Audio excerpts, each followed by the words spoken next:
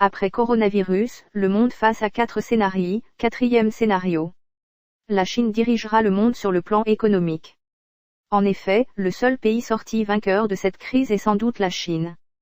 Très frappé par la pandémie en janvier, l'Empire du Milieu avait très vite réagi en prenant des mesures certes totalitaires mais qui se sont avérées très efficaces dans la lutte contre le virus. Son économie en a certes souffert, mais aujourd'hui, la ville de Wuhan n'est plus en quarantaine et 75% de l'activité économique est en marche, ce qui est un succès total dans un pays qui compte plus d'1 milliard d'habitants.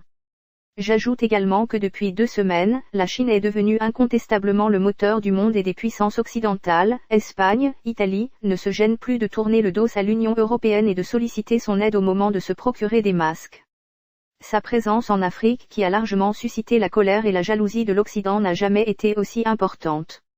En effet, depuis 2 semaines, Pékin fait le tour du continent pour offrir gratuitement masques et matériel sanitaire à des pays africains avec lesquels il a noué de très fortes relations au fil des ans, ce qui, à la fin de la crise, aura un impact très significatif sur sa présence en Afrique et créera un rapprochement sans précédent entre l'Empire du Milieu et le continent noir aux grandes dames de l'Occident dont la présence est de plus en plus contestée par la jeunesse africaine. Certains me poseront la question, mais, qu'en est-il de la Russie ? Eh bien, la réponse est simple.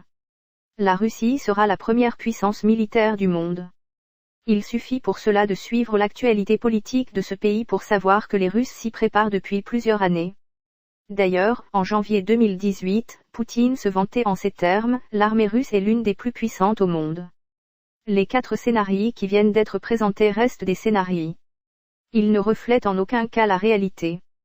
Cependant, une chose est sûre, ce monde va complètement changer dans un futur proche et l'Occident perdra une grande partie de son influence à la fois politique, militaire et économique au profit de l'Asie.